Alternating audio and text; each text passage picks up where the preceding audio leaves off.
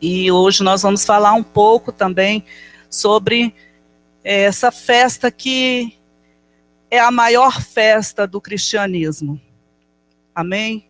É a maior festa, porque nós falamos da nossa libertação, nós falamos da ressurreição, como o irmão Carlinhos orou aqui, um texto que Paulo disse que se Jesus Cristo não tivesse ressuscitado, seria vã a nossa fé.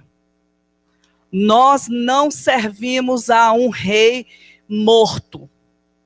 Nós servimos a um rei que é vivo, morreu, mas ressuscitou. No túmulo onde foi emprestado para ele ficar, os 3 dias, está escrito, ele não está aqui. Aleluia, está lá, para que todas as pessoas vejam. Ele é o único, aleluia, que no túmulo onde ficou, tem essa verdade descrita sobre ele, porque todos os outros que passaram por aqui e morreram, e que são considerados deuses, não ressuscitaram, os seus restos mortais estão lá, no túmulo onde foram enterrados. Amém, queridos? Então, feche seus olhos. Pai, em nome de Jesus, eu quero te agradecer porque o Senhor me deu mais uma vez a oportunidade de compartilhar a tua palavra. E tu sabes que eu dependo completamente do teu Espírito, portanto, Espírito Santo, me usa, assim, da forma como o Senhor quer, para que o nome de Jesus seja glorificado. Nós damos ordem a todo e qualquer espírito imundo que queira tirar, roubar a palavra, roubar a semente da palavra nessa noite. Em nome de Jesus, fora desse lugar. Nós não temos parte com as trevas, nós temos parte com a luz, nós temos parte com Jesus. E este lugar está cercado por muralhas de fogo. Muralhas de fogo. Aleluia. Senhor, nós levamos a nossa mente cativa à obediência de Cristo Jesus. Aleluia. Irmãos, a maioria de nós tem o costume de preparar uma refeição que marque alguma coisa importante em nossas vidas, algum acontecimento importante. Por exemplo, alguém faz aniversário, você marca um almoço em casa, um churrasco, e aquele dia fica marcado por aquela refeição. Passou na faculdade, opa, vamos comemorar, vamos comer uma pizza, todo mundo junto. Passou num concurso, vai pagar para todo mundo, para os amigos, né? Vai pagar para todo mundo. Batizou, desceu as águas, opa, vamos juntar a família aqui, né? Foi um dia importante. Desci as águas, nova criatura, então vamos aqui juntar as famílias. Alguém ficou noivo, junta as 2 famílias ali e vão fazer uma refeição. E essa refeição marca um acontecimento. Amém? Nós vemos na palavra de Deus, o próprio Deus, estabelecendo uma refeição para o seu povo, para marcar um grande acontecimento futuro. O Senhor, ele orientou o seu povo e essa refeição é uma refeição carregada de símbolos que representam, estes símbolos, eles representavam a redenção que Deus estaria operando em favor da humanidade através do seu Filho Jesus Cristo. Amém? E nós encontramos a orientação que o Senhor dá de todos os detalhes, os mínimos detalhes, com grandes significados e com uma grande importância para cada um de nós. Nós, os cristãos, nós devemos estudar sobre isso. Nós devemos entender bem sobre isso. Por quê? Porque as pessoas, embora se convertam, leiam a Bíblia, frequentam uma igreja, muitas vezes, pela tradição que foi colocada, estabelecida, as pessoas, elas se deixam envolver por esse espírito de consumismo que existe na sociedade, tanto nas épocas de Natal, Dia das Mães, e fica desvirtuado o sentido bíblico da Páscoa. Então, até pessoas que são cristãs colocam umas orelhinhas nos seus filhinhos, pega uma canetinha, faz uns bigodinhos assim, né? E deixa os abençoadinhos parecendo uns coelhinhos e tira foto e coloca, né, para todo mundo ver. E a figura do cordeiro, ela é esquecida e é substituída por um coelho. E aí vem, né, as felicitações pela Páscoa. Vem de repente você recebe um coelho, você recebe um ovo de chocolate. Nada contra o chocolate tem o seu lugar, o feriado tem o seu lugar, cada coisa tem o seu lugar. Mas nós precisamos entender que a Páscoa, ela deve ser celebrada. E os nossos filhos precisam aprender a celebrar a Páscoa do Senhor. Aleluia?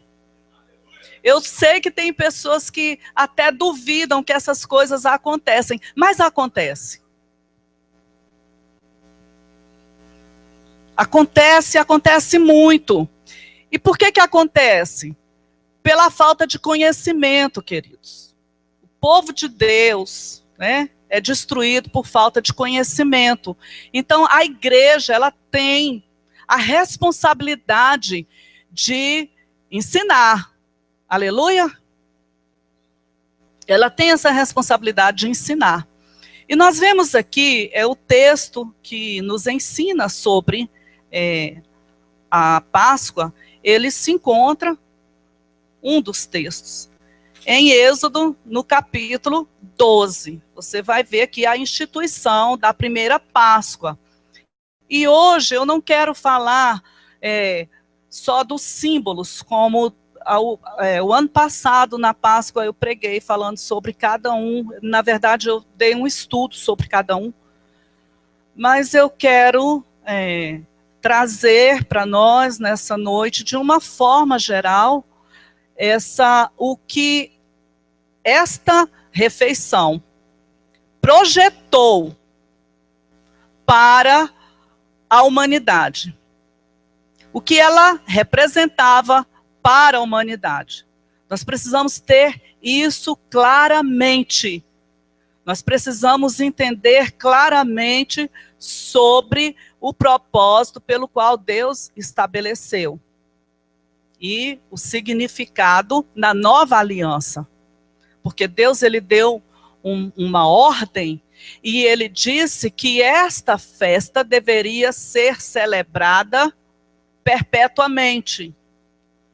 Mas hoje, nós não celebramos nos moldes do Antigo Testamento. Amém? Mas nós celebramos o que aconteceu com a morte e a ressurreição de Jesus Cristo. O grande resgate que ele fez das nossas vidas. E como tudo começou?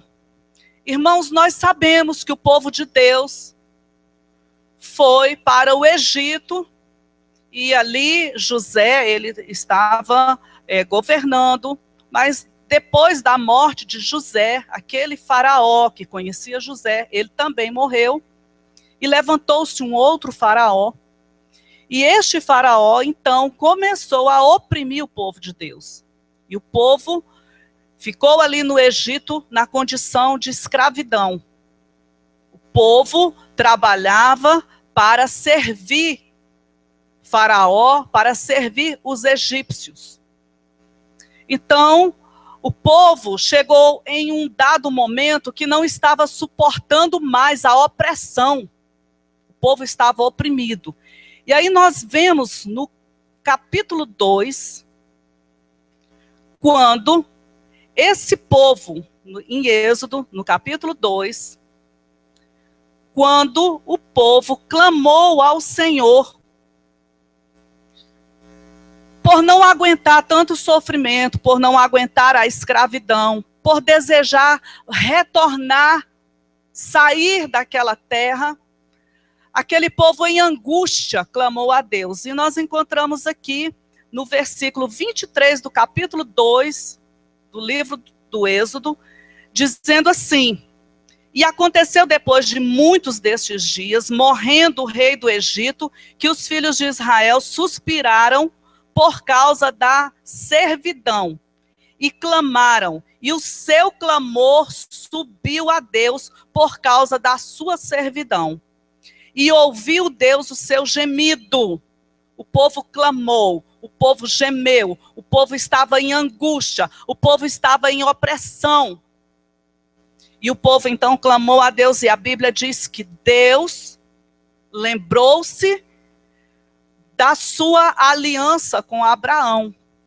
Amém? E depois nós encontramos lá no versículo 6, no capítulo 6, versículo 6, quando Deus promete libertar os israelitas. Deus levanta Moisés para enfrentar Faraó. Deus prepara Moisés na sua faculdade durante 40 anos no Egito, depois 40 anos no deserto. Ele fez a pós-graduação dele, conheceu Deus de perto, teve uma experiência com Deus, foi preparado pelo Senhor para realizar uma grande obra. Moisés é um tipo de Cristo, que também veio a este mundo para nos tirar do Egito, que é o mundo, amém? Das garras de Faraó, que é Satanás. Aleluia? Então, Deus diz assim, né? Deus promete para Moisés e manda Moisés falar com o povo. Deus diz assim: portanto, dize aos filhos de Israel: eu sou o Senhor, e vos tirarei de debaixo das cargas dos egípcios, vos livrarei da servidão, vos resgatarei com braço estendido e com juízos grandes, e vos tomarei por meu povo, e serei vosso Deus, e sabereis que eu sou o Senhor vosso Deus, que vos tiro de debaixo das cargas dos egípcios. Olha a promessa de Deus. E vos levarei à terra, acerca da qual levantei a mão, que daria a Abraão e a Isaque e a Jacó, e vô-la darei por herança. Eu sou o Senhor. Aleluia! Deus prometeu. E aqui existem 4 verbos importantes que o Senhor fala: tirarei, livrarei, resgatarei e tomarei por meu povo. Esses 4 verbos que o Senhor falou, lá na cerimônia da Páscoa, eles são representados por 4 taças que os judeus colocavam quando iam celebrar a Páscoa. Quando Jesus estava ali na última ceia com os seus discípulos, cada taça, eles foram lá, prepararam conforme os judeus faziam, e eles faziam tudo à risca. São muitos elementos. São muitos elementos. Nós falamos sobre eles no ano passado. Mas tinha a taça do tirarei, livrarei, resgatarei e tomarei. Aquelas taças colocadas lá, as pessoas sabiam a representação de cada uma. Uma aqui, uma aqui. Quando Jesus tomou a taça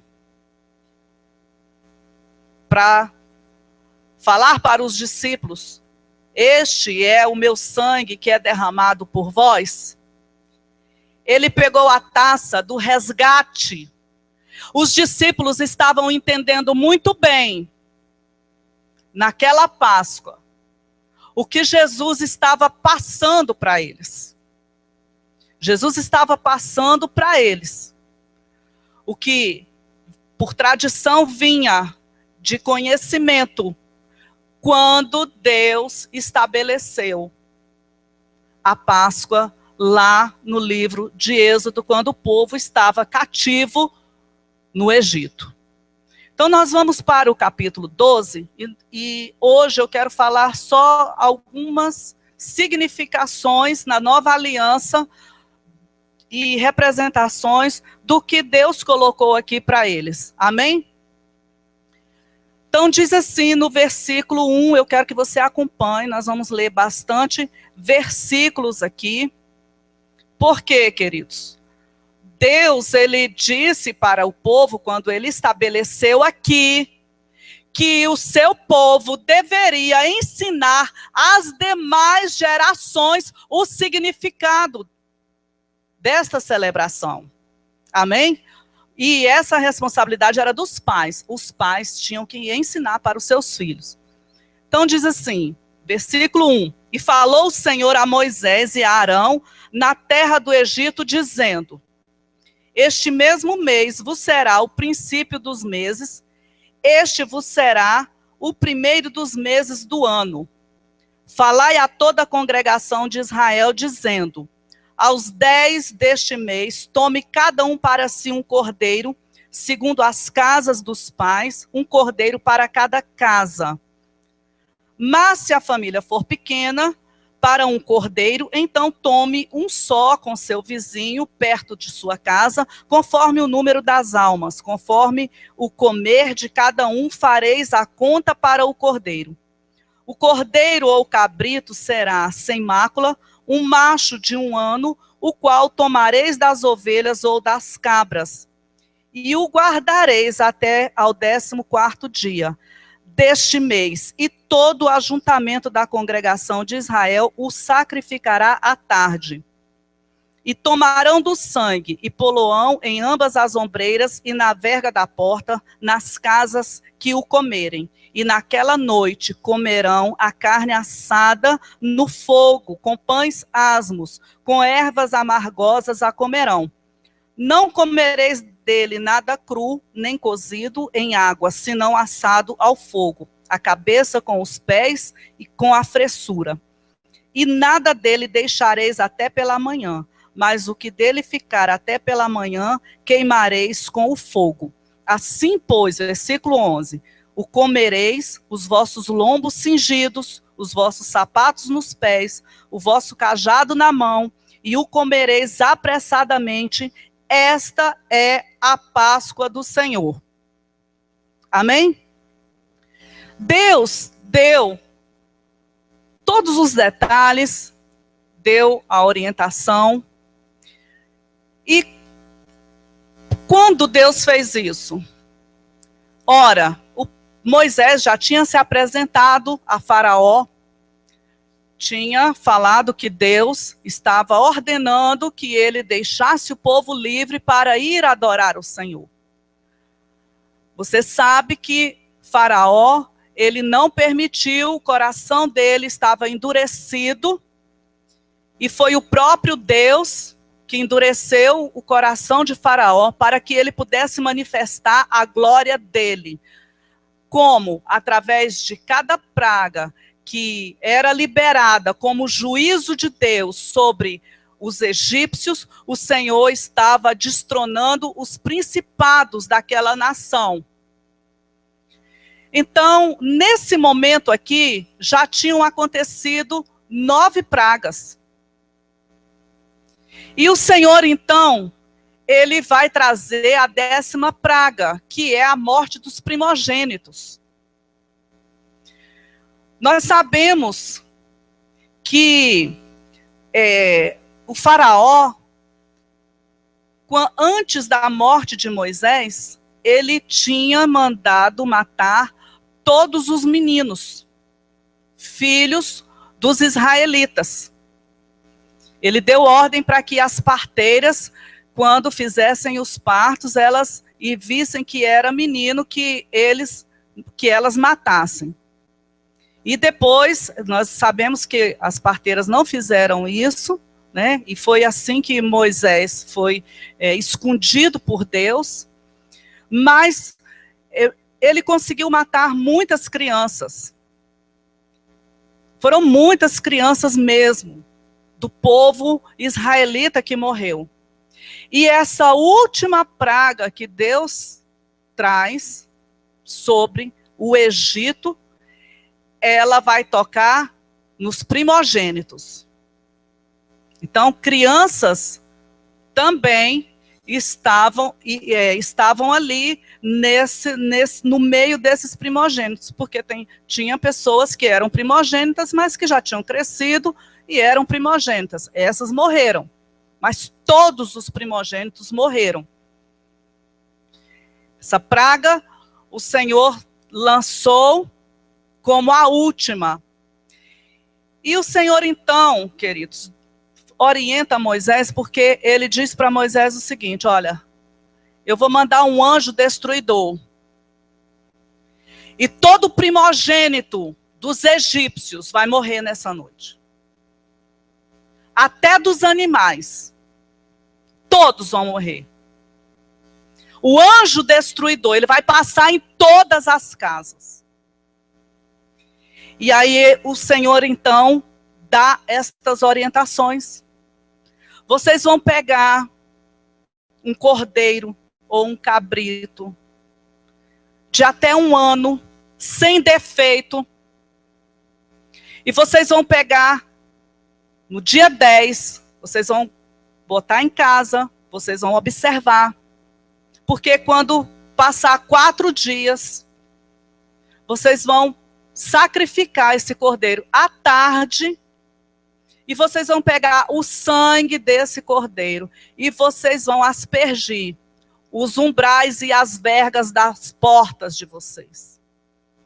E o anjo destruidor, ele vai passar, e aonde ele vê o sangue, a marca do sangue, ele vai passar por cima. Páscoa, em hebraico, é Pesach, que significa exatamente isso: pular, saltar, passar por cima. Então, o Senhor disse para eles o que nós lemos aqui: vocês vão tomar do sangue, vocês vão passar nos umbrais, e vocês vão preparar o cordeiro, ou o cabrito, vocês vão preparar, e vocês vão comer toda a carne. Se for muito para uma família, se a sua família for pequena, você chama o seu vizinho e vocês vão fazer. Mas tinha um detalhe, queridos. A família que convidava uma outra família pequena para comer do cordeiro, eles não poderiam comer no mesmo ambiente. Eles tinham que fazer essa refeição, cada uma em um local, dentro da casa. Um fazia na sala, o outro fazia num quarto, ou fazia numa copa, ou na cozinha. Por quê? Porque o Senhor estava mostrando, tudo aqui tem um significado. O Senhor estava mostrando que a vida espiritual e esse compartilhar de Cristo, porque o cordeiro representa Cristo, amém? Começa primeiro em família. Quem pode dar um glória a Deus aqui, irmãos? começa primeiro em família. Então, cada uma tem a sua intimidade e o seu compartilhar de Jesus. Mas mostra também quando o Senhor disse, olha, você, se a sua família for pequena, você pode chamar o seu vizinho, né? E vocês dividem o cordeiro. E o Senhor mandou que eles preparassem também para comer com a carne do cordeiro pães ázimos, pães sem fermento.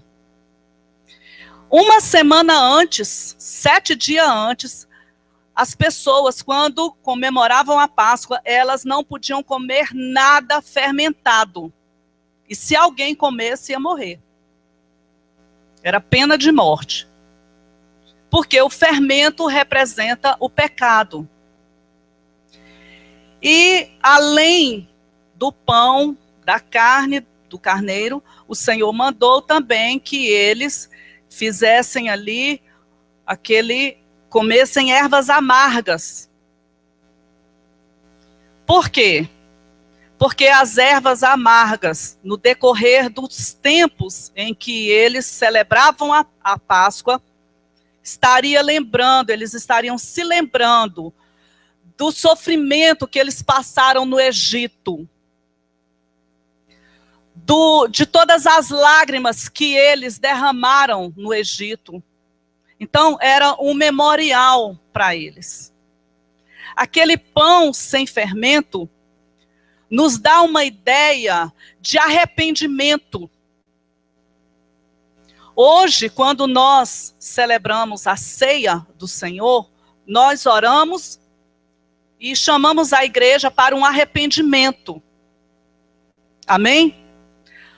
Eles partiam os pães estavam ali, e eles partiam os pães, e uma parte dos pães eles escondiam em casa, e as crianças iam procurar aquele pão que estava escondido, e quando elas achavam, elas vinham para comer aquela parte daquele pão.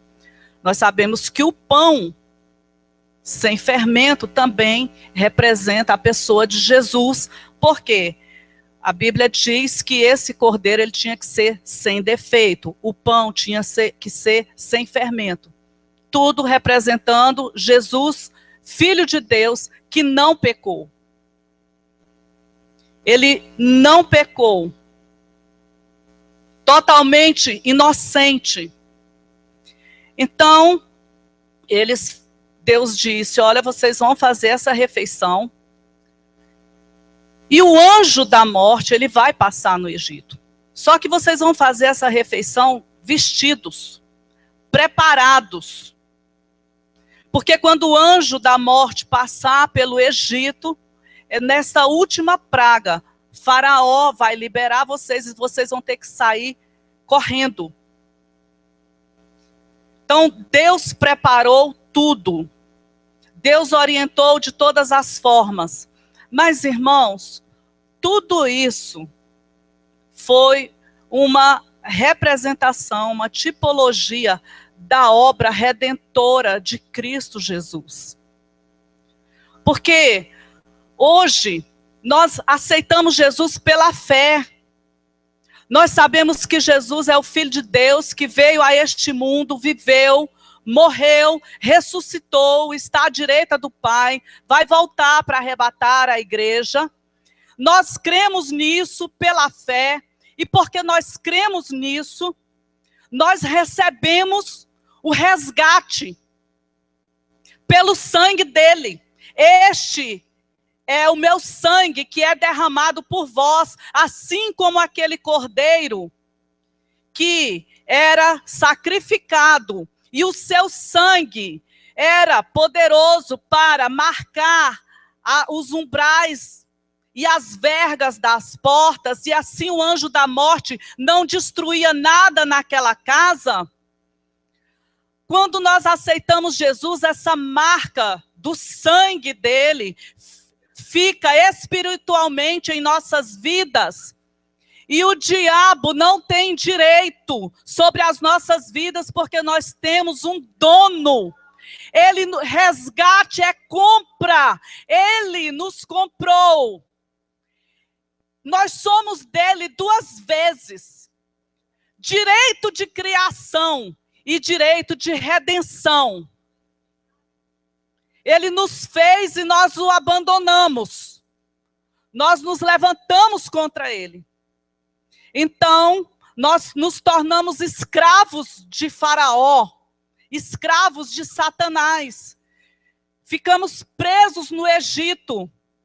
E aí ele vem como esse cordeiro pascal para tirar o pecado do mundo, para pagar o preço do nosso pecado. Hoje, nós não temos que pagar nada. Aleluia! Nós saímos daquela condição, da mão de ferro de Faraó, daquela escravidão. Porque ele se entregou. Ele estava dizendo ali na celebração da última Páscoa: eu sou o Cordeiro. Este é o meu corpo que é dado por vós. Ele disse para os seus discípulos: olha, se você não comer do meu corpo e não beber do meu sangue, você não pode entrar no reino dos céus. Então, queridos, nós vemos aqui Deus estabelecendo: esta é a Páscoa do Senhor. Foi por isso que eu disse no início, e vou repetir: deve ser um dia de alegria. Deve ser um dia em que os pais reúnem os seus filhos, conversa e se alegra com seus filhos, ensina, traz para a igreja.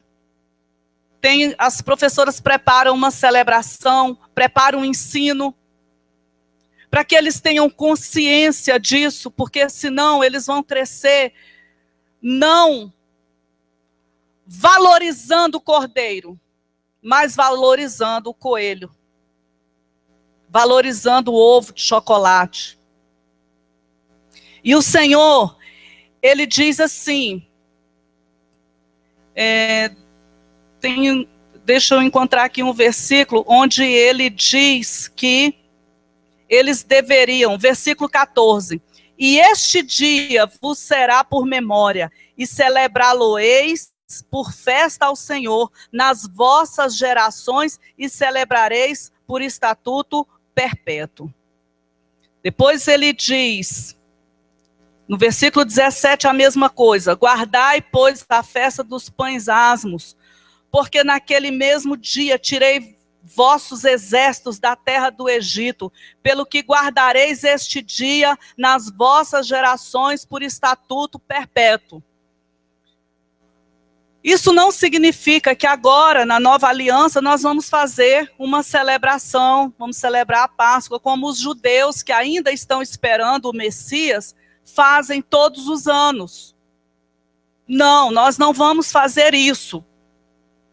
Mas nós vamos adorar o Senhor, nós vamos nos lembrar de quem nós éramos, da obra que Ele fez em nossas vidas. Vamos reconhecer que nós não merecíamos o céu, mas um cordeiro foi sacrificado por toda a humanidade, o seu sangue foi derramado por nossas vidas.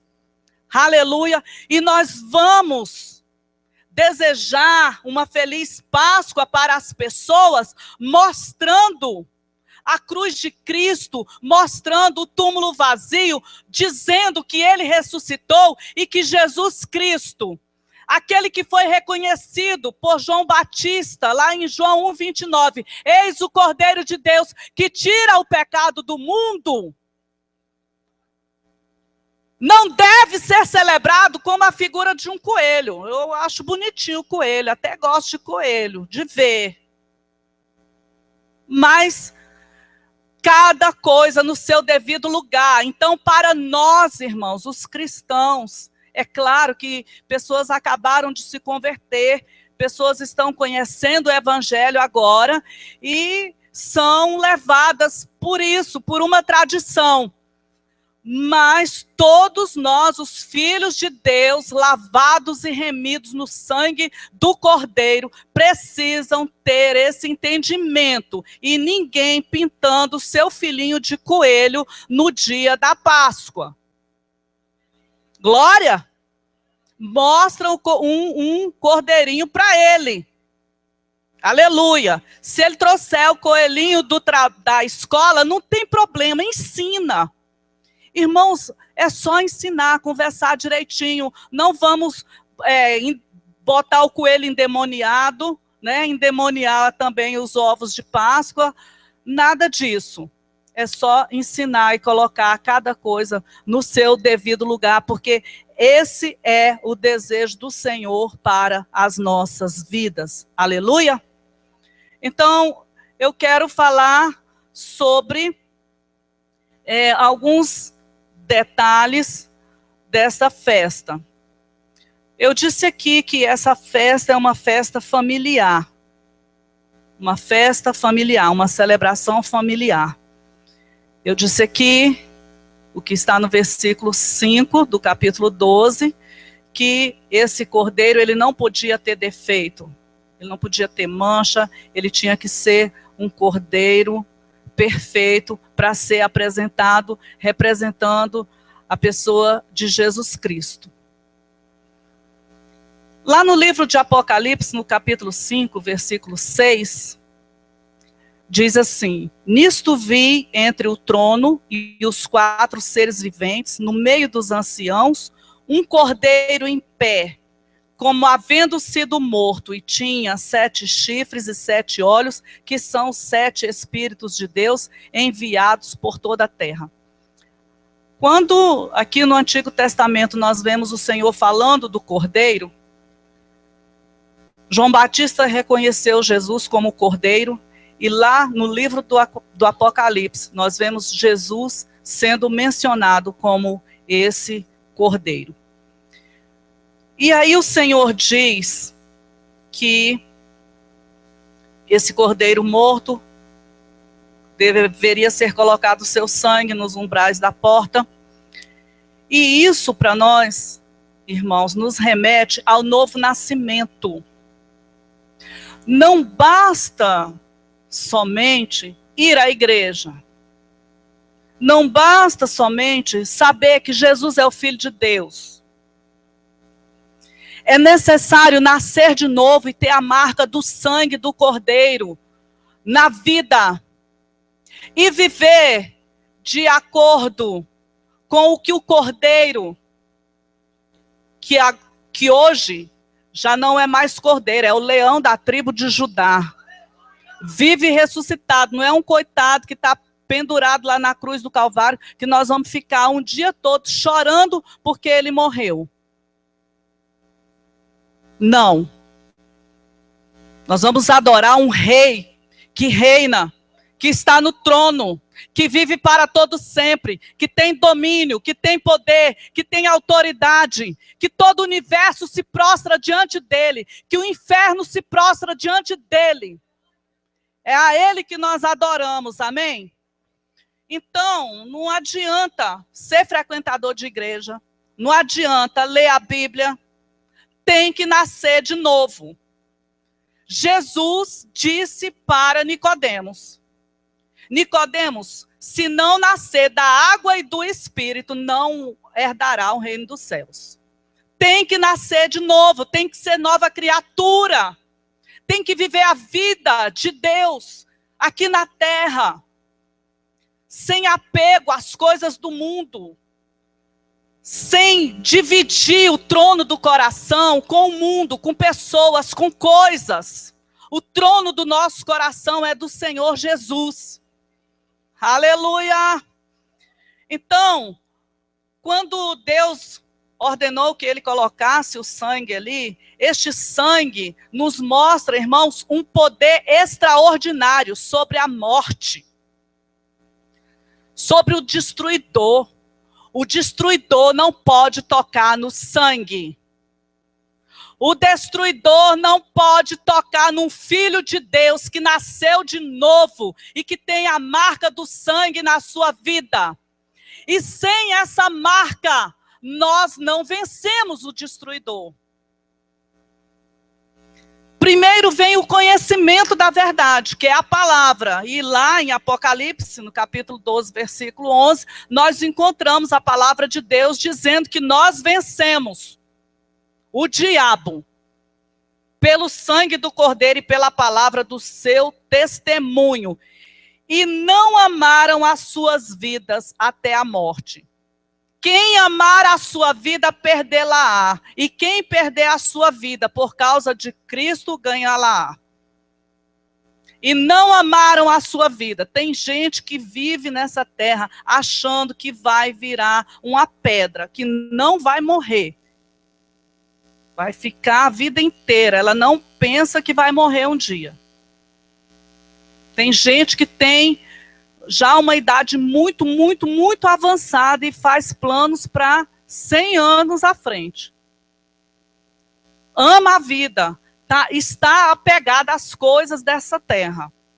Lá em Apocalipse 22, 14, mostra que sem este sangue em nossas vidas, nós não somos lavados dos nossos pecados. Diz assim: bem-aventurados aqueles que lavam as suas vestes no sangue do Cordeiro, para que tenham direito à árvore da vida e possam entrar na cidade pelas portas. Este sangue para nós, irmãos, é proteção. Este sangue em nossas vidas nos purifica de todo pecado. Este sangue faz com que o adversário, ele salte, ele passe por cima. Ele olha e diz: aqui eu não toco, aqui tem um dono, eu não posso com o poder deste sangue. Aleluia! Sangue é a moeda de resgate. Por isso que aquele cordeiro tinha que ser sacrificado. É a moeda de resgate no mundo espiritual. A moeda de resgate é o sangue. Aleluia! Salmo 49, 7 e 8 diz assim: nenhum deles, de modo algum, pode remir a seu irmão. Amado, sua mulher não vai te levar para o céu. Amada, seu marido não vai te levar para o céu. Abençoadinha, não é a sua mãe que vai te levar para o céu, não. Porque ninguém pode remir ninguém. Eu posso orar pelo meu marido pode orar por mim, eu me converter, ele se converter. A mãe pode orar pelo filho, o filho se converter. Mas se ele não nascer de novo, se a marca do sangue não estiver na vida dele, olha o que está escrito aqui, marca isso bem na Bíblia. No céu não dá para chegar lá de carona. Não tem como. Eu já contei aqui que eu aprendi uma música na religião que falava: quando lá no céu você for entrar, abra um buraquinho para eu poder passar. Quando lá no céu você for entrar, abra um buraquinho para eu poder passar. Não, eu tô cantando a música que eu aprendi errado. Daí a pouco eu tô pensando: quando você for no céu, abre um buraquinho lá para eu poder passar. A pessoa que canta isso é porque não conhece Bíblia. Jesus, eu quero que o Senhor venha limpar o altar se essa música feriu a tua santidade nessa noite. Eu estou mencionando algo. Irmãos, eu estava no engano. Aí diz assim, olha, nenhum deles, de modo algum, pode remir a seu irmão, nem por ele dar um resgate a Deus. Ninguém. Ninguém. Está escrito. Ninguém é ninguém. Amém? Pois a redenção da sua vida é caríssima. Valorize a sua salvação. Valorize a salvação. Um cordeiro inocente foi para a cruz do Calvário no meu e no seu lugar. Nós precisamos valorizar nossa salvação, irmãos. A Bíblia diz que a redenção da nossa vida é caríssima, de sorte que todos os recursos do mundo não dariam para salvar alguém. Sabe quando tem pessoas que só vão valorizar a salvação? Eu vou falar. Veio aqui agora. Eu vou ter que falar isso, irmãos. Existem pessoas que só vão valorizar o sangue de Jesus e a salvação quando elas estiverem conversando com alguém e, de repente, quando elas piscarem, a roupa da pessoa cai no chão. Começa um flagelo na terra. Uma gritaria. Avião caindo, carro batendo.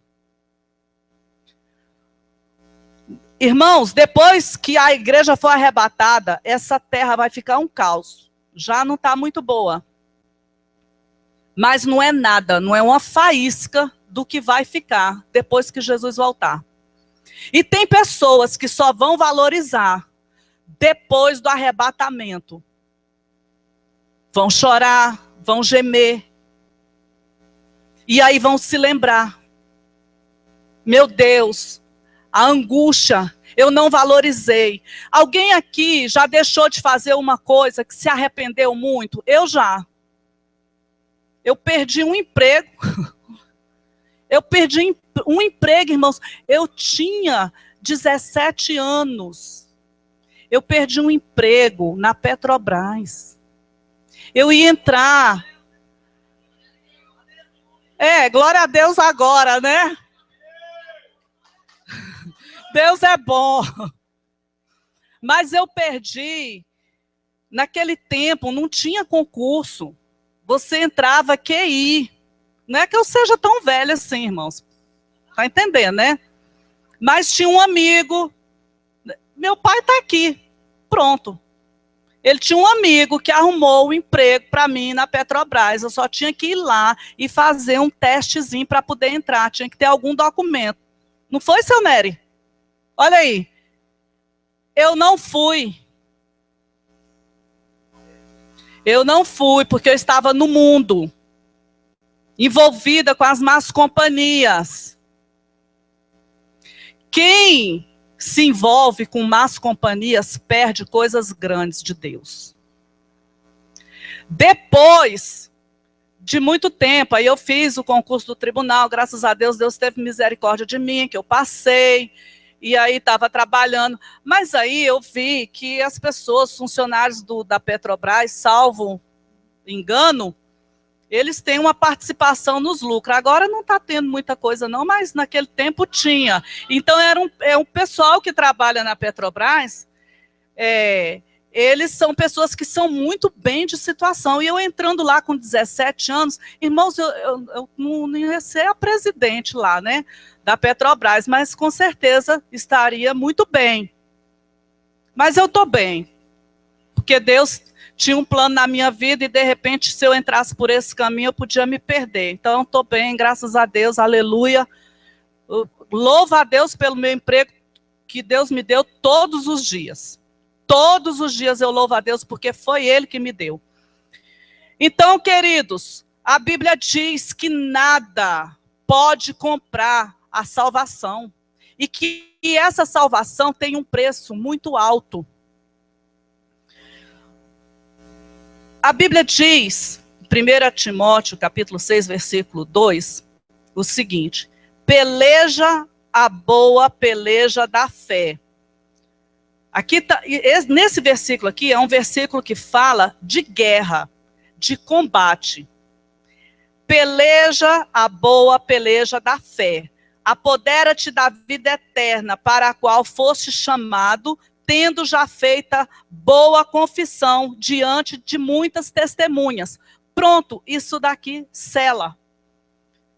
A nossa salvação é pela fé, nós precisamos confessar Jesus diante de testemunhas e permanecer firmes na fé, porque a nossa salvação teve um alto preço, um inocente, justo, que nunca pecou, morreu no meu lugar e morreu no seu lugar. Amém?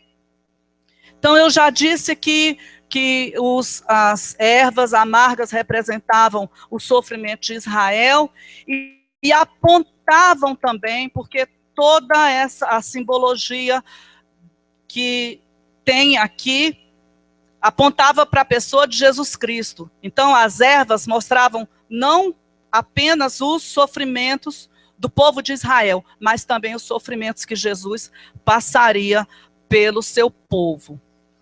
Nada cru nem cozido em água.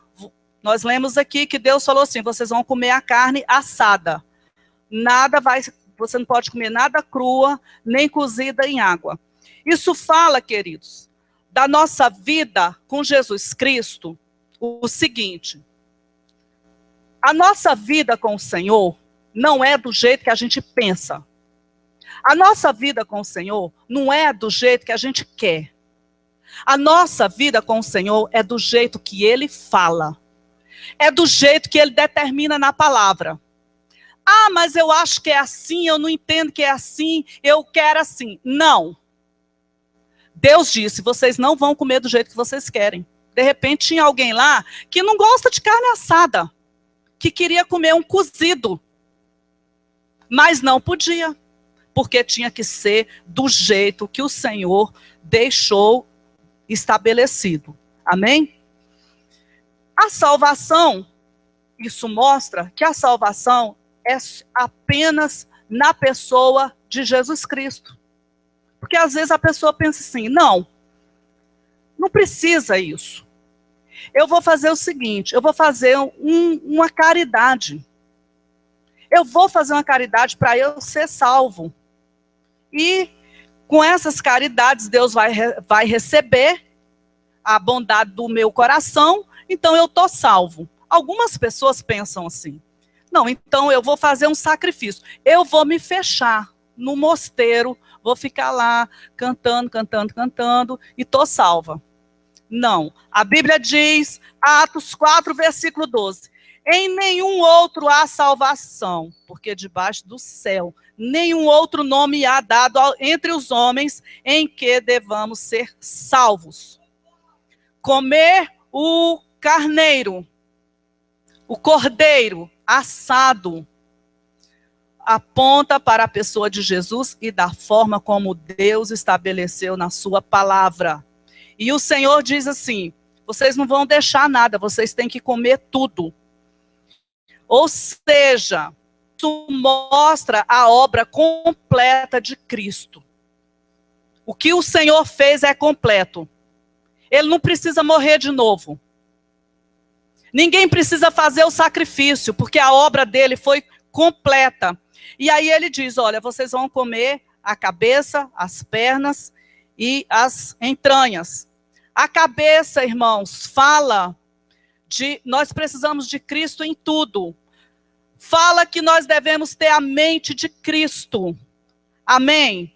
As pernas fala de nós seguirmos os caminhos do Senhor, as pisadas do Senhor. Isso está em 1 Pedro 2, 21, que fala que nós fomos chamados por Deus para seguirmos as pisadas de Jesus. Amém? E também fala que está lá em 1 João 2, versículo 6, que nós devemos andar como Jesus andou. Tem um significado. Tudo tem um significado. E as entranhas nos remete para Filipenses 2, versículo 5, que fala que nós devemos ter em nós os mesmos sentimentos que houve em Cristo Jesus. As entranhas falam de sentimento, e quando Deus ordenou que eles comessem as fressuras, eles tiravam, limpavam, lavavam e assavam tudo para comer. Então, a obra de Cristo Jesus, eu não posso aceitar só o que me interessa. Quando ele morreu na cruz do Calvário, entregando a sua vida, ele trouxe libertação, ele trouxe salvação, ele trouxe provisão, ele trouxe proteção, ele trouxe prosperidade. Aí eu pego Jesus e quero ficar só com a parte da prosperidade. eu quero ficar só com aquilo que me interessa. Não, eu não posso aceitar só a parte que me interessa. O Senhor falou assim, vocês vão comer o cordeiro todo. Aleluia. Então, os benefícios da Páscoa para a nossa vida, nós temos que aceitar todo o processo. Ele disse lá no versículo 10 do capítulo 12, nada deixareis dele. O que Deus tem para a sua vida através de Jesus é hoje. É agora, não é para deixar para amanhã. Se tem que aceitar Jesus, aceita hoje. Ele diz, olha, vocês vão comer hoje, vocês não vão deixar nada dele para amanhã. Amém? Então, 2 Coríntios, capítulo 6, versículo 2, diz assim, porque diz, no tempo aceitável te escutei, e no dia da salvação te socorri. Eis aqui agora o tempo aceitável, eis aqui agora o dia da salvação. Aleluia! Então é hoje. Não deixa para amanhã. Se tem que ajustar alguma coisa com ele, ajusta hoje. É hoje. Diga, é hoje. É hoje. Aleluia. Aleluia, queridos. Então, o Senhor diz, olha, eu quero que vocês comam, porque vocês, e façam isso apressadamente. Amém? O Senhor diz, olha, eu quero que vocês estejam prontos para celebrar a Páscoa, porque vocês vão iniciar uma jornada. Então, queridos, ali, Deus tirou, né, o povo do Egito para que o povo conquistasse a terra prometida. Deus não tirou o povo do Egito para destruir o povo, não. Deus não tem uma obra, um negócio com você para te destruir, não. Deus não vai te chamar para fazer alguma coisa para te destruir, não. É para o melhor. Aleluia. Ele tem o melhor para as nossas vidas. E essa jornada requer um processo. Jesus, ele ficou no deserto 40 dias. E o povo de Israel ficou no deserto 40 anos. Foi um processo. Porque aquele povo precisava ser trabalhado. Mas nesse processo, o objetivo é nós alcançarmos a vida eterna. Por quê? Porque assim como o povo teve que sair no Egito peregrinando, nós também somos peregrinos nessa terra. A Bíblia diz, 1 Pedro 1,17, nós já vamos concluir. Essa noite eu quis compartilhar a simbologia remetida para o Novo Testamento de algumas partes aqui da Páscoa, para que isso fique assim bem claro, de uma forma assim simples, mas que fique clara para cada um de nós. E 1 Pedro 1,17 diz assim, se vocês invocam por Pai, aquele que sem acepção de pessoas julga segundo a obra de cada um, andai em temor durante o tempo da vossa peregrinação. Temor, queridos. Temor de Deus no nosso coração. Sabendo que não foi com coisas corruptíveis. O objeto final da peregrinação nossa é a vida eterna. Aleluia! Aleluia! Louvado seja o nome do Senhor Jesus. Então, queridos, o cordeiro foi morto, mas a Bíblia diz lá em Mateus 28, que Maria Madalena e mais uma Maria chegaram até o sepulcro. Era o costume, eles iam para colocar especiarias no corpo, era um costume deles. Mas quando chega lá, a pedra está removida. As mulheres começam a chorar. Começam a lamentar. Levaram o corpo do Senhor. Roubaram o corpo do Senhor. E a Bíblia diz que um anjo desce ali e diz, olha, não chore. Porque vocês estão procurando entre os mortos aquele que está vivo. Ele ressuscitou. Aleluia. Então, amados, essa é a nossa Páscoa.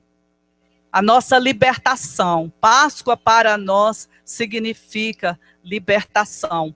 Páscoa para os egípcios significa juízo.